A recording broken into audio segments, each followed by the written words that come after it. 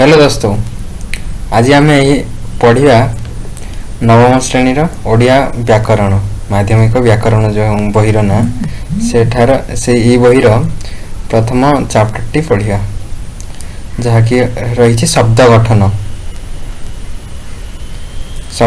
प्रथम अध्याय। ये लिखा विभिन्न अक्षर लिखा ट अ न ठ रहड़ किंतु एगुड़ार किसी अर्थ नहीं। अ क ख घर घर अर्थ अच्छी घर कहले आम निर्दिष्ट गोटे जिनस को बुझी पारुछु। नगर अर्थ किसी अच्छी बुझी पारुछु। सरबत अनवरत एमानकर अर्थ बुझी होछि। 7 8 9 10 एमानकर अर्थ बुझी होछि किंतु ट न ठ रहड़ एमानकर अर्थ किसी बुझा पड़ू नहीं। एमाने एक बा गोटे अक्षर ठी अच्छी 4 5 6 ऊपर अच्छी 9 ठ एमाने दुईटी अक्षर हेल्ला किसी अर्थ बुझा पड़ू नहीं। तेणु एम शब्द कह ना। तो शब्द क्या कह एक वर्ण बा एकाधिक वर्ण मिलित हो कौन अर्थ प्रकाश करुले ताकू शब्द कहते।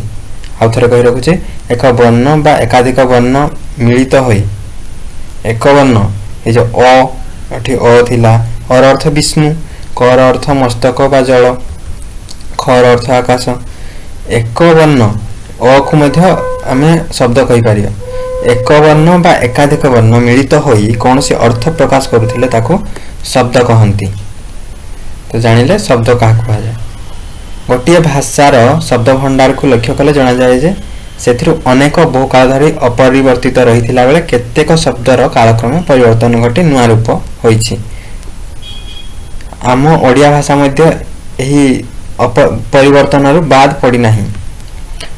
यही धारा को यही शब्दर परिवर्तन होगा धारा को आखि आगे रखी भाषा भंडार को 4 भाग में विभक्त करगुड़िक है तत्सम तद्भव देशज और वैदेशिक।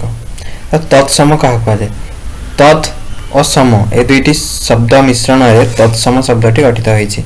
यार अर्थ होउछि ताहा सहित समान अर्थात ताहार अर्थ होउछि संस्कृत। आम कहीपर तत्सम अर्थ होउछि संस्कृत भाषा सहित समान थी शब्द गुड़िक आम तत्सम शब्द कहीपर।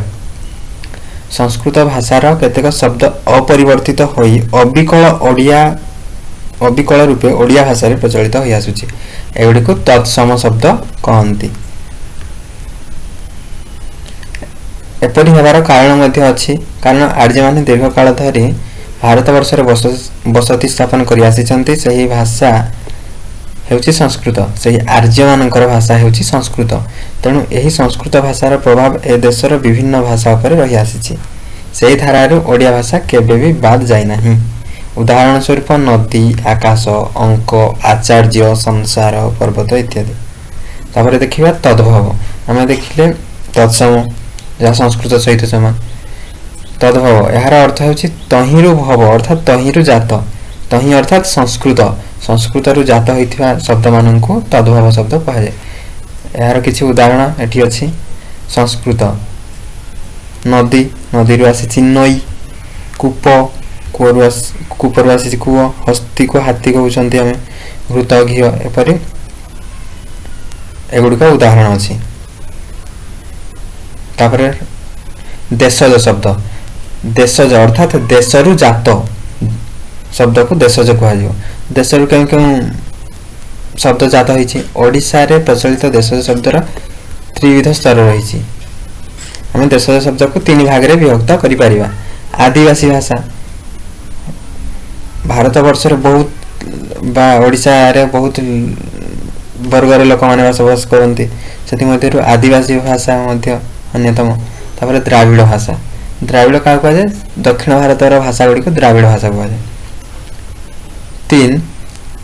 3 नंबर है पूर्ण मात्रा ओडिशार जनसाधारण मुखर उद्भव भाषा। द्राविड़ शब्द किसी द्राविड़ शब्द किसी है ओडा आरिसा आम ओडा कह जाए जो लुगापटा रखा जाए ओडा आरिसा एंडुरी अगाड़ी प्रभृति होछि द्राविड़ शब्द। आदिवासी शब्द कौन कौन रहा अटेई अरमा आंठू प्रभृति आदिवासी शब्द। ओडिशार जनसाधारण मुखर सृष्ट होता भाषा किसी गुड़िक है ढिंकी, छांचुणी, अखाड़ुआ, जंताल, ठेकरा, झुमका, हाकुटी प्रभृति। गला वैदेशिक शब्द वाणिज्य हेतु बा शासन सूत्र हो केतेक बाहर देशर प्रभाव आम देश उपर पड़ता से प्रभाव रे भाषा मध्य प्रभावित होता तेणु केतेक विदेशी शब्द आम भाषा रे मिसीगले से ही शब्द को वैदेशिक शब्द कहुए।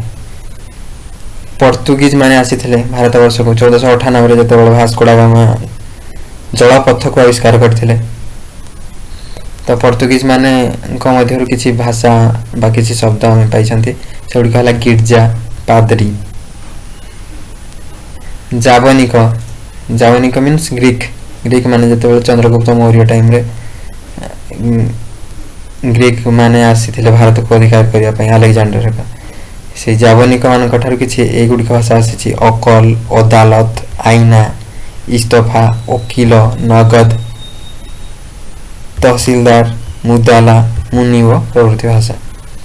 पारसिक, पारसिक पारस्यरु किसी भाषा आसी से मध्य अंगूर, अबकारी, खजना, खरज, चषमा, सुपारी, हुसियार इत्यादि। तुर्की, तुर्की मान एगुड़िक भाषा आसी कैंची, कुली, गालीचा, बंदूक, बारूद, तप, चपाती इत्यादि तुर्की देशर आसी भाषा। इंग्राजी, इंग्राजी तो बहुत भाषा अच्छे टिकेट, बेंच, टेबुल, जज, pen, engine, college, university, ball, bat एगुड़िक हूँ वैदेशिक शब्द। देखिले वैदेशिक शब्द पोर्तुगीज, जावनिक, पारसिक, तुर्की, इंग्राजी। तापर देखिए शब्दर रूप। शब्द भंडार परिसर अति विशाल, गठन दृष्टि दुई भाग में विभक्त कर शब्दर गठन को दृष्टि रखी या दुई भाग में विभक्त कर प्रथमटी है मौलिक शब्द, द्वितीयटी है व्युत्पन्न शब्द। तो मौलिक शब्द क्या कहुए जो शब्दर कौन उपाय गोटे हेल्ले भी वर्ण काटी हुए ना। यदि आम कह गछ, गचर जदि ग काटिद छर किसी अर्थ रहा कि बही, बही जदि ही काटिद बर किसी अर्थ रहा तो जो शब्दर कौन गोटे हेल्ले भी वर्ण काटी हुए ना अर्थात गोटे वर्ण काटिदेले तार अंग हानि होगा संगे संगे तार अर्थ क्षमता लोप पाए ताको मौलिक शब्द कहती। मौलिक शब्दर किसी उदाहरण गछ, बही, धूली, पाट, डेंगा, धड़ा इत्यादि। व्युत्पन्न शब्द मूल शब्दर पूर्वरु बा परे आउ एक रूप, रूप प्रत्यय बा शब्द। मूल शब्दर एगुड़िक है मूल शब्द, मूल शब्दर पूर्वरु बा परे आउ एक रूप प्रत्यय बा शब्द हो पारे संजय करी नूतन शब्द गठन करागले ताको व्युत्पन्न शब्द कहते। यथा घर, घर जदि आम उआ प्रत्यय लगेदा ताहले ताहा हो घरुआ। तल, तल जदि उआ लगे उआ प्रत्यय तलुआ। पानी आ लगेदेले पानिया। प्रताप, प्रत्यय पुणी दुई भाग में पर प्रत्यय, पूर्व प्रत्यय। पूर्व प्रत्यय जपरी टापर जदि आम प्र लगेदा पर प्रताप है तो एगुड़िक व्युत्पन्न शब्द कह जाए। आहरी मन रखा हम क्रियापदर मूल रूप को धातु कहुए। धातु क्या कहुए जदि प्रश्न आसे आम कहीपर क्रियापदर मूल रूप को धातु कहुए। जपरी हसिबा क्रियार मूल रूप होउछि हस धातु। पूर्ववर्णित मौलिक शब्द को तथा क्रियार मूल रूप को धातु प्रकृति कहुए। मौलिक शब्द को तथा क्रियार मूल रूप को मूल रूप धातु को प्रकृति कहुए। यही प्रकृति सहित प्रत्ययुक्त हो नूतन शब्द होता है। यथा धातु क्रू धातु रे अन्य लगैले करणीय, दृश धातु रे अन्य शब्द लगैले दर्शनीय। सेपरी उड़ धातु रे अंता लगैदवा जदि आम उड़ंता, काठ ई लगैले काठी, कुला एई लगैले कुलेई। तो एभली भाव में शब्द गठन होता है। आम देखा शब्द गठन धारा। आवश्यक अनुसार अर्थ प्रकाश और भावबोध कराइबा पई भाषा रे नूतन शब्द मान सृष्टि होइथांती। मुख्यतः जग वियोग प्रक्रिया शब्दर रूप में परिवर्तन घटी ए नूतन शब्द मान सृष्टि होइथांती। एही गठन रीति रे एही गठन रीतिर धारा रे आम आखिया को आखिया को आसंती कि लिंग वचन, विभक्ति, संधि, समास, जुग्म शब्द, विपरीतार्थबोधक शब्द, समाच्चारित शब्द, समोच्चारित समोच्चारित समोच्चारित शब्द, कृदंत, तद्धित, उपसर्ग, सन्नंत, जंत, निजंत, सत्वविधि, नत्वविधि इत्यादि। तो लिंग देखिया ओडिया भाषा प्राणीवाचक विशेष्य गुड़िकरे प्राणीवाचक विशेष्य गुड़िकरे पुरुष और स्त्री भेदरे लिंग निरूपण करा जायते। पुणी अप्राणीवाचक विशेष्य गुड़ी को क्लीबलिंग भाव ग्रहण करा जाए। पुरुषवाचक शब्द पुल्लिंग और स्त्रीवाचक शब्द स्त्रीलिंग भाव गृहीत होता है। पुल्लिंग को स्त्रीलिंग कला अनेक स्थल प्रत्ययुक्त होता है। जपरी बाघ बाघ शब्दटी हूँ पुल्लिंग, ए उणी प्रत्ययुक्त है बाघुणी बा बाघर स्त्रीलिंग होता है। निम्न केतेक प्रत्ययुक्त हो स्त्रीलिंगर रूप दि जाए। आ प्रत्यय लगे कोकिल कोकिला होगला स्त्रीलिंग। ये प्रत्यय लगे किशोर किशोर स्त्रीलिंग होगला किशोरी। ये प्रत्यय लगिक मानवर मानवी, नरर नारी, नागर नागरी। तापर देखिए आनी और आणी प्रत्यय। आनी और आणी प्रत्यय लगे स्त्रीलिंग होता शब्द। शिवरु शिवानी, भवरु भवानी, इंद्ररु इंद्राणी। तापर उल्ली प्रत्यय लगिक कौन कौन शब्द अच्छे पुल्लिंग स्त्रीलिंग को हो पार। उल्ली प्रत्यय बेंगरे उल्ली प्रत्यय लगिक बेंगुली होगला, बगरे बगुली।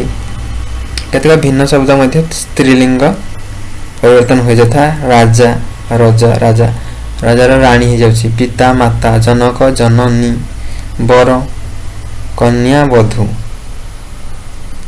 स्वामी स्त्री। उभय लिंग क्षेत्र में कवि आम जदि स्त्रीलिंग करवा लिखिपर नारी कवि।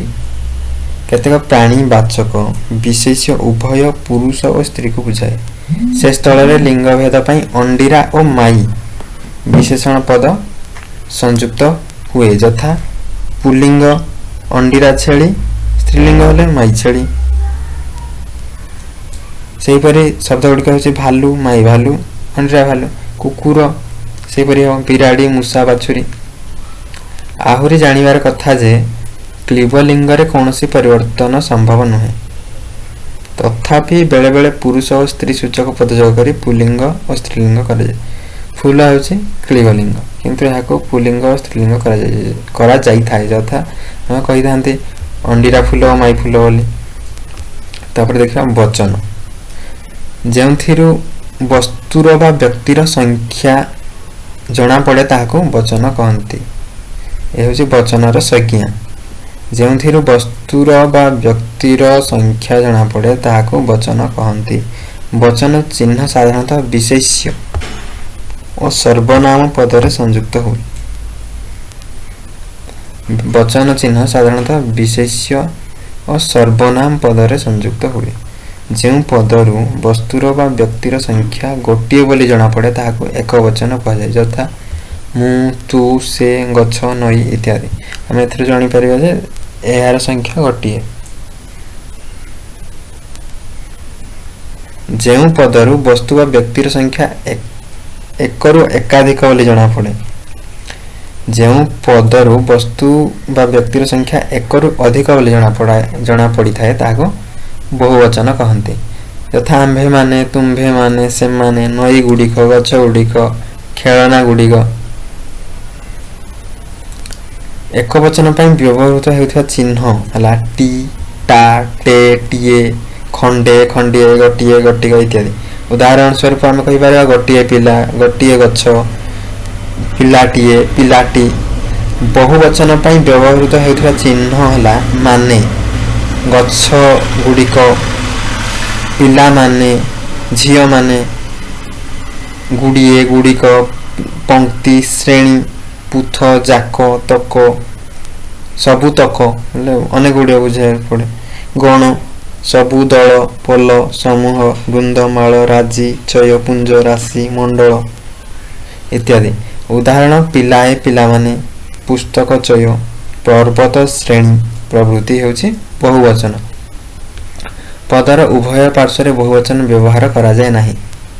आमे लेखि पारिबा नाही जे अनेक पिला माने बोली आमे जदि लेखिबा अनेक पिला लेखिबा किंबा पिला माने लेखिबा उभय पार्श्व बहुवचन व्यवहार करा जाई पारिबो नाही एपरि प्रयोग अशुद्ध अटे आमे अनेक पिला बोली लिखि पारिबा नचेत आमे लिखि पारिबा पिला माने किंतु बेले बेले वाक्यर अर्थ को गुरुत्व देवा पई जुग्म बहुवचन व्यवहृत हुए बेले बेले जेपरि सबु जाक घर सबुतक फल फूल सबुतक फल एठा सबु जाक तक ए हेउछन्ति गोटे गोटे बहुवचन र चिन्ह किंतु एठा दुई दुईटी बहुवचन एकत्र संयुक्त होई रहिसन्ति हम देखि पारे सबु जाक दुईटा बहुवचन एकत्र संयुक्त होई रहिसन्ति स्थल विशेष रे एगुडी को प्रयोग होई पारे मने रखिया को हेबो जे साधुता दुष्टामी प्रभृति गुणवाचक एगुडी का कोन गोटे गोटे गुण को बुझाए दुष्टामी गोटे गुण भद्रामी गोटे गुण तो एगुडी का गुणवाचक विशेष्य गमन शयन प्रभृति क्रियावाचक विशेष्य पदरे बहुवचन लागे नाही आहुरी मध्य जानिबा उचित जे बेले बेले वचन चिन्ह युक्त न होई मध्य एक वचन और बहुवचन प्रकाशित हुए हला आमे बेले बेले मध्य देखि थांती जे वचन चिन्ह युक्त न होई मध्य एक वचन और बहुवचन प्रकाशित हुए जपरि हम कहि पारिया पिलाटी खेलुची गोटे पिला को बुझा जाउची पिला खेलुची माने मध्य गोटे पिला को बुझा जाउची ठे गोटे पिला को बुझा जाउची पिल्ले खेलुचंती जदि हम पिलारु पिल्ले कर देले ताले हम एठा बुझी पारिबा जे बहुवचन को बुझा जाउची बोली पिला खेलुची माने एक वचन पिल्ले खेलुचंती माने बहुवचन तापर देखिबा जुग्म शब्द आम भाषा रे अनेक जुग्म शब्दर प्रचलन अछि यथा बाट घाट रे जा आस करिबा बेले देखि देखिका चलिबा उचित एठारे तीनोटी जुग्म शब्दर प्रयोग करा जायछि बाट घाट जा आस देखि देखिका जुग्म शब्द को मध्य पांच भाग रे विभक्त करा जायछि हम देखिया प्रथम हला विपरीत अर्थबोधक दुई शब्दर संयोग रे गठित जुग्म शब्द आमे विपरीत अर्थ कही मध्य गोटे जुग्म शब्द कही थांती जेपरि भल मंद खाल ढिप जमा खर्च किना बिका दुख सुख सुख दुख बड़ सान जीवन मरण सत मिछ इत्यादि विपरीत अर्थबोधक हेले विपरीत अर्थबोधक हेथवा जुग्म शब्द तापर हम देखिया समार्थबोधक दुईटी शब्द किंतु सेमानकर अर्थ समान एई दुईटी समान शब्द को नहीं मध्य हम जुग्म शब्द गठित करि पारिबा जेपरि यार उदाहरण हला हणा मरा बंधु बांधव गोरु गाई धन रत्न मौज मजलिस जीवजंतु इत्यादि तापर देखिया अर्थ थिबा गोटिए रे अर्थ थिबो जेपरि गप गपर अर्थ अछि किंतु सपर अर्थ कोनसी नाही अर्थ थिबा और अर्थ नथिबा दुईटी शब्दर मिश्रण रे गठित जुग्म शब्द गप सप बासन कुशन बासन रो अर्थ अछि किंतु कुशन रो अर्थ नाही पेट पाटणा घर फर बिक्री बटा इत्यादि होचंती अर्थ थिबा और अर्थ नथिबा दुईटी जुग्म शब्द क्रियावाचक विशेष्य सह असमापिका क्रियार मिलन जोगे गठित जुग्म शब्द क्रियावाचक विशेष्य सह असमापिका क्रियार मिलन जोगे गठित जुग्म शब्द यार उदाहरण हला हणा हणी लगा लगी लेखा लेखी पढ़ा पढ़ी पिटा पिटी धस्ता धस्ती शुणा शुणी द्विरुक्त शब्द समान शब्द को दुई थर प्रयोग करा जाय जुग्म शब्द गठित होता है एगुडी को द्विरुक्त शब्द कहा जाए झर झर छळ छळ धू धू पे पे आपे आपे सीधा सीधा बाटे बाटे काने काने इत्यादि तो हमें देखिले जुग्म शब्द को पांच भाग रे विभक्त हेछि विपरीत अर्थबोध करथिबा दुईटी शब्दर संयोग गठित जुग्म शब्द समार्थ बोधक दुई पदर संयोग गठित जुग्म शब्द अर्थ नथिबा अर्थ थिबा दुईटी शब्द रे जुग्म शब्द क्रियावाचक विशेष सह असमापिका क्रियार मिलन रे गठित जुग्म शब्द तापर द्विरुक्त शब्द रे गोटे शब्द को दुई थर प्रयोग करा जाय थाए झर झर झरणा झरुछि ए भली तापर देखिबा समुच्चारित शब्द केतेक शब्द अच्छी जार उच्चारण समान थिबा बेले अर्थ रे परिवर्तन घटुଛି आम भाषा से बेले अनेक शब्द अच्छी जेपरि असन असन कहले तालव्य स लागिले भोजन को बुझा जीवो असन दंत्य स लागिले क्षेपण को बुझा जीवो ईश यदि दीर्घ ई तालव्य स लगाइले आमे ईश्वरन को बुझिबा ईश लंगल दंड को बुझाइबा कुल वंश ए सब हैला समुच्चारित शब्द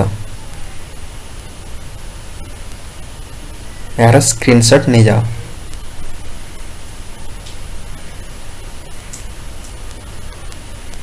तापर देखिए विपरीत अर्थबोधक शब्द प्रत्येक भाषा पर आम भाषा में केतेक विपरीत अर्थबोधक शब्द प्रयोग रही शब्द अपेक्षा अपेक्षार विपरीत शब्द है उपेक्षा असल नकल अलणा लुणिया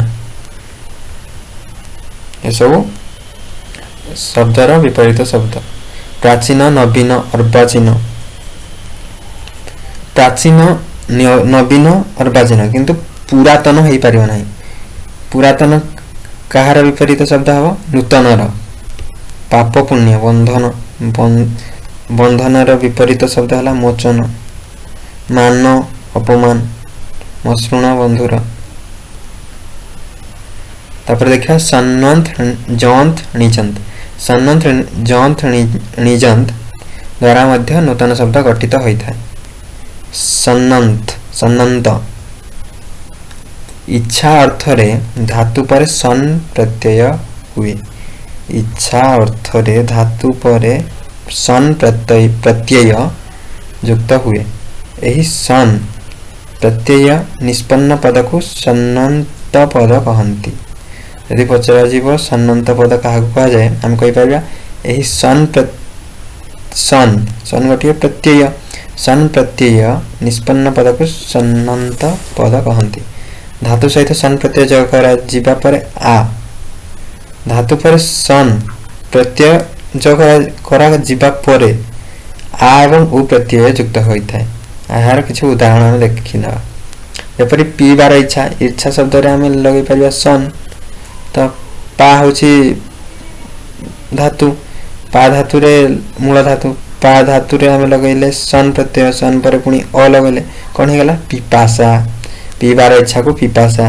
जदि आम एक धाड़ी क्वेश्चन पढ़े परीक्षा रे एक शब्द रे लेख से था पीबार इच्छा को आम लिखिपर पिपासा से जय कर जयर मूल धातु हूँ जी तो जी इच्छा अर्थ अच्छी जी सन लगिला तापर आ लगिला जिज्ञासा शुणिबार इच्छा सेवा करिबार इच्छा श्रु सन आ शुश्रूषा शुश्रूषा केमती लिखाई देख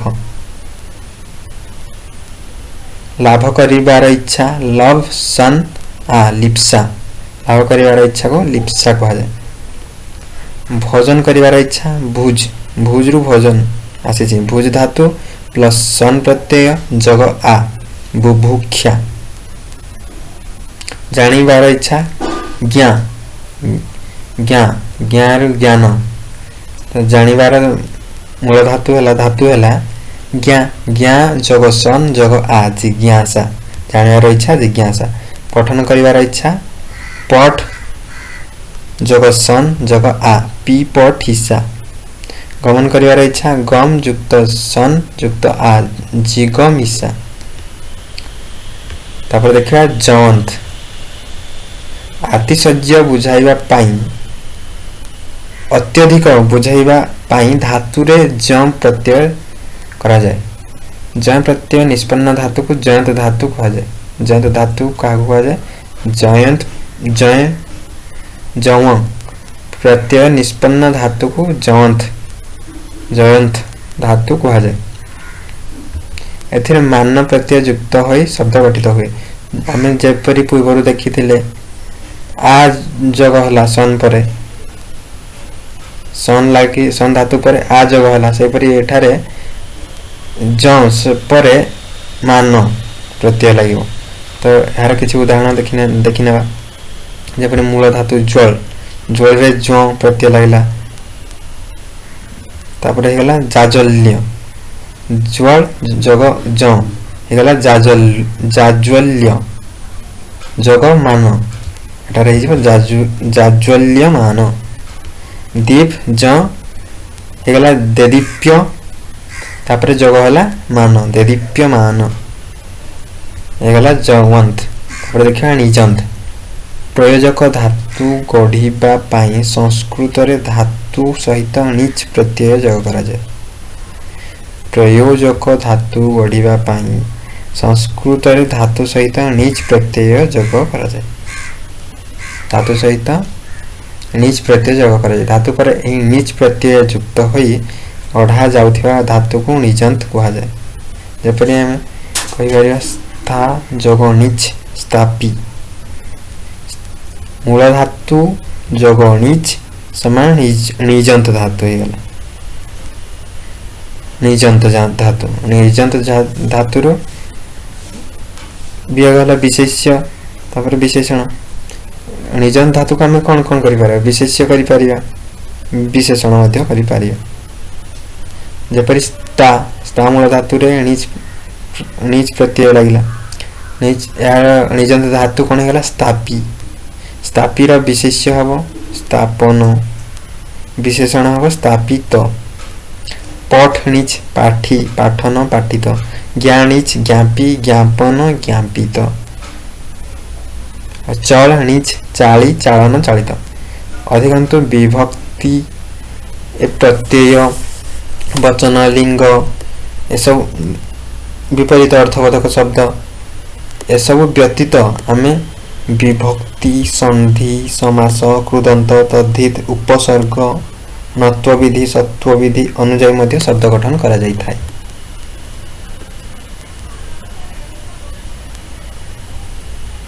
हम कौन कौन देखिले निजंत जवंत सन्नंत विपरीत अर्थबोधक शब्द समुच्चारित शब्द युग्म शब्द वचन लिंग शब्द गठन धारा ये सब शब्द गठन धारा जाए मौलिक शब्द व्युत्पन्न शब्द शब्द पुणी शब्द को तद्भव तत्सम देशज वैदेशिक शब्द क्या कहा जाए एक वर्ण बा एकाधिक वर्ण मिलित हो कौन से अर्थ प्रकाश करुले ताको शब्द कहा जाए